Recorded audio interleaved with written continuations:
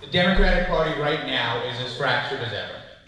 We're sick and tired of the political game, where we only see people when it's time for a vote. You know how much missed opportunity happens between that time? Affordability, rent prices, inflation. Where are the coalitions? Where's the power? They have power. They are not using it. Stop chasing stories. He destroyed Medicaid. That's the message. He's taking people off the streets. He's taking American citizens off the street. That's your message. In a country that has a 250-year history of being a representational democracy, we don't take well to authoritarianism. It is all of us, the people, against those who are trying to destroy our country and our lives here in America. Step up this fight.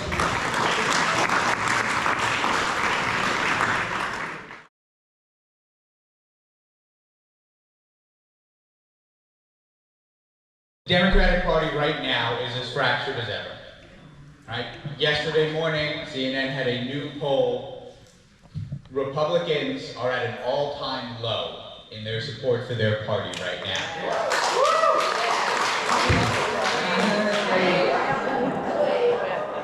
Democrats are 20 points lower in how we feel about ours. We have to get our act together. And this is why I'm here. This is why I'm in a different city every day, why we're traveling the state and speaking to as many people as possible, because we cannot afford to wait for them to figure it out. We have to begin taking action now. So how do we unite? Like this. This is how it starts. In fact, this is a lot more people than most of the engagements when we begin organizing and getting people out. But it starts with finding common ground. And there's a lot of it. Not just among Democrats today, but among all here in Florida, among people across the entire political spectrum. The message is that it's not us versus Republicans. And we have to be careful with that, because when we say these Republicans are killing us, we know we're thinking of Pam Bondi, we're thinking of Donald Trump, we're thinking of Ron DeSantis, we're thinking of Ashley Moody. RFK. But Republican voters they think of themselves as Republicans. They're in the same sinking boat we are. Their Medicaid and Medicare just got cut.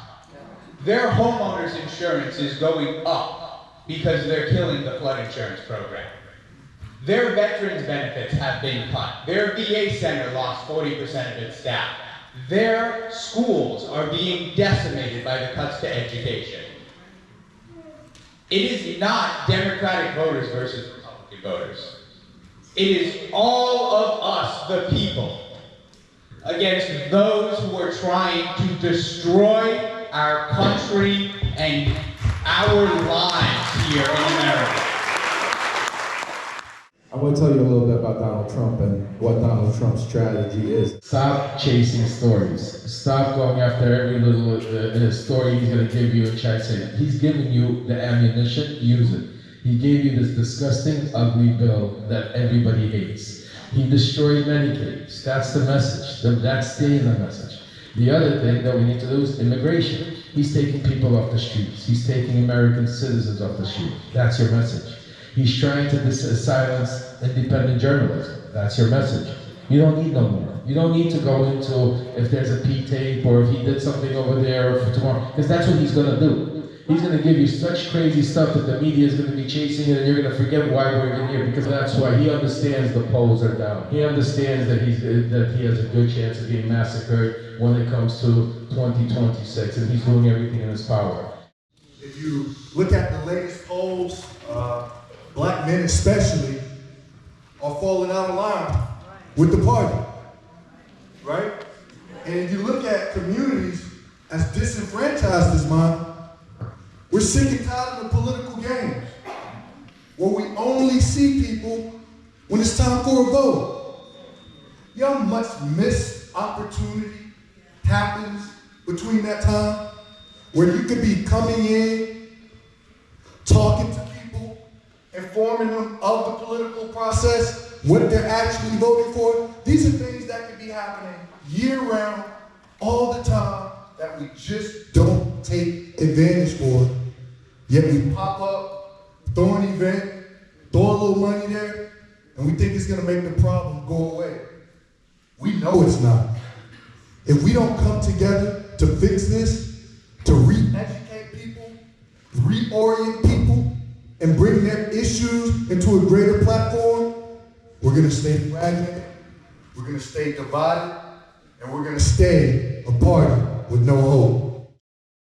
Democrats should run on affordability because if you're a Democrat running for office and all you do is talk about Trump, you are going to win your race. 100% of the time. And you deserve to, because voters aren't going to the polls just to vote against Donald Trump. They need to vote for you, they need to vote for your policies, and they need to believe in you. If all you're talking about is that Trump is a crook, you're not going to convince anyone, because Republicans know, they think it makes him a good president. You're not convincing them.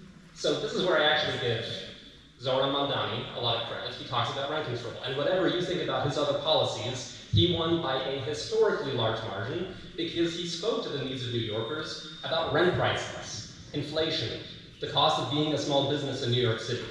And this is where Josh Weil and our gubernatorial candidate are making a lot of progress too.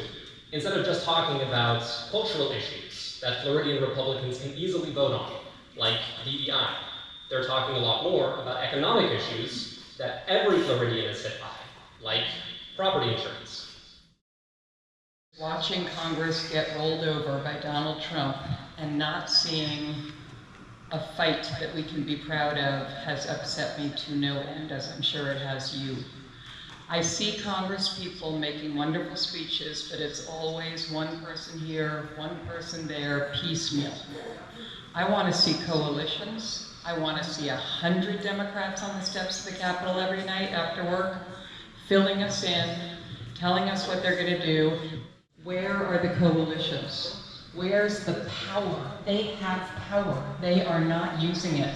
Donald Trump is taking power from Congress and expanding the executive branch, as you know, every day of this presidency. And it is disheartening and disappointing, and I think we need to vote some people out and put some new energy in there and step up this fight.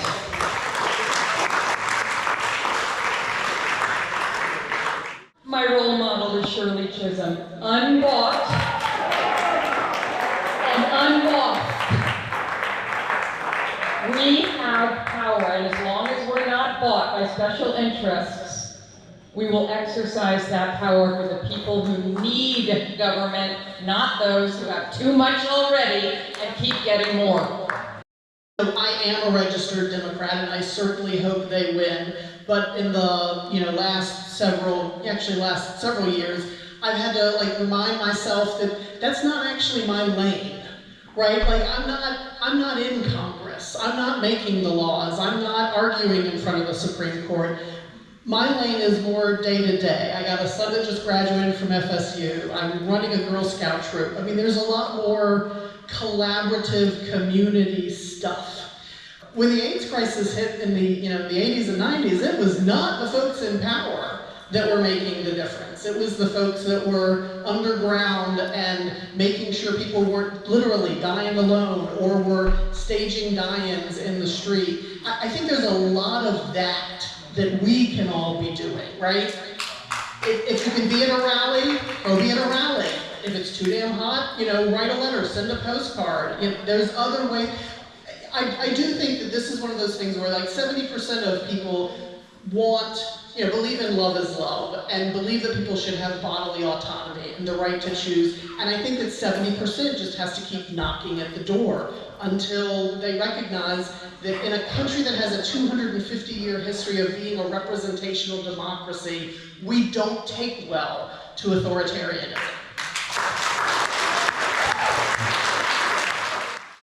The question before was very important about a unified message. And I think what we heard here a little bit is about separate messages again, and that's why I think the problem is, and I keep trying to explain, the message shouldn't be about a mayor's race in New York. It's irrelevant. That's what he wants you to be, because the whole country is not New York. The whole country doesn't understand what New York is. When you keep your, I say it all the time, keep your eye on the ball. Economy, what did Trump win? He won on immigration, economy. Immigration, he's destroying, he's taking Americans off the street. Economy, he's putting tariffs that are destroying our country. He ripped Medicaid from millions of people. You don't need anymore. Stop chasing stories. Stop chasing the headlines. Keep on the ball and we will win. I think it starts with this. You know, inviting me here is a huge step. Because believe it or not, like this is the hope of democracy, right? You could have been doing anything else tonight, but you chose to be here, right? That inspiration spreads based on our relationships and bringing other people in. Back in West Palm Beach, I have a relationship with a temple there, Temple Israel, right?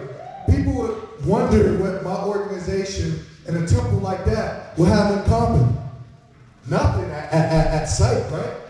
But by the rabbis coming together and saying that they care enough about the issues happening in my community that they're willing to roll up their sleeves and assist us, how can I turn that down? I believe it's the same process anywhere we go. I think we get too heady when it comes to what it's going to take to bring change and transformation. I can tell you it's one person at a time. It's relationship. When you ask me what it's going to take to bring back in some of the people we've lost, it's courage in our personal relationships. So you don't let the courage part miss you. It's going to be uncomfortable. It's going to take sacrifice, but it's worth it. Because I can tell you my life in its entirety is a product of people who don't look like me, don't have the same interests as me, putting their personal preferences aside and asking how they could be of service. That's how we get back to it. Right now, right, we are reliant on money from small dollar donors and individuals. These have to be a people-powered movement. These cannot be corporate and lobbyist subsidized. And even when they are, the Republicans have so much more money that just falls in. We have to take back power before we can make changes. And that means that we have to be able to compete and win against that along the way. So, somebody back here is yelling, campaign finance reform. Campaign finance reform, absolutely. Absolutely. We also need to acknowledge that our candidates and our electeds are human beings. Right? They're not going to be perfect. Barack Obama had to be perfect. Barack Obama had to be so perfect that when they tried, like, the best they could come up with was some form of, like, his pastor, he's a Muslim with this pastor we don't like, and, like, it couldn't even... And a tan suit. Right? He had to be that perfect. And we hold our candidates to purity tests. We have eaten our own. Here in Florida and in the House and in the U.S. Senate, we ran Senator Al Franken off for right? Do we want to compare that to Pete Hegseth or Brett Kavanaugh? Like the levels of which we've, it's not to say that we don't have standards, but we attack our own worse than they attack us sometimes. That's a big key. That is a huge key that he's saying right here. There's 34 Senate races this year, right? There's 435 House races. They're not going to be able to show them all. If we want them here, we have to do the work between now and next July to show them how live these races are, to show them what's really happening in Florida is worth coming in. If they only have a little bit to give, is Florida the place that it could be enough to push them over the finish line? That's what we need to show. A lot of people, and not just Republicans, think that being elected to Washington, D.C. means that they're employed for life. There's a really strong sense of entitlement that they never really have to work again in their lives. And I am so strongly agreeing with Victoria that all the Democrats, I mean, if I look at Hakeem Jeffries, this is what makes me worried about the Democratic Party. Because if I vote for a Democrat, I want to know that a Democrat-controlled Congress is actually going to get me results. And I'm very worried that a Congress controlled by Hakeem Jeffries won't. So we need to make sure, I'm 100% in favor of this.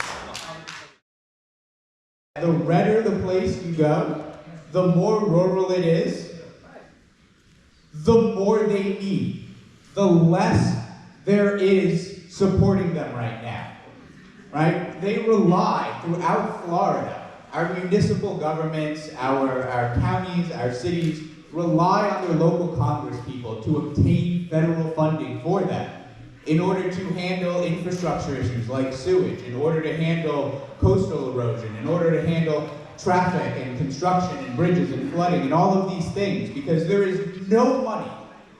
There is never enough money in the local municipal budgets to handle these things ahead of time. And the smaller it is and the more red it is, not only the less there is there, but the less that is coming from their congressmen. They're desperate for help. We go into Palatka, Crescent City, and I'd mention Medicare for All, and I would get the loudest cheers and screams of anywhere. Because if your county has one emergency room, and Advent Health has been coming to your county commission meetings and saying, like, look, we're barely profitable, like, if y'all can't spend more money with us or subsidize, we're gonna close it down and leave, good luck. They need something. They need something to ensure that they have access to health care. They need something to ensure that people are there. So, before I wrap this up, let me just say, this is the right man at the right time. And we, as a group, as a coalition of people, need to stand behind him and make sure that nothing stands in his way from taking the U.S. Senate back blue. We won't ask you, but I will. Does Josh have your support in his Senate race?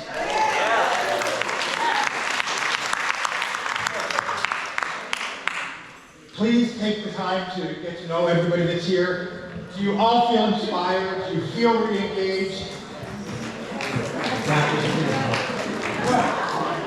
We have 16 months across 67 counties to get 4 million votes. We build the ticket, we can take back our entire state. But the work starts now.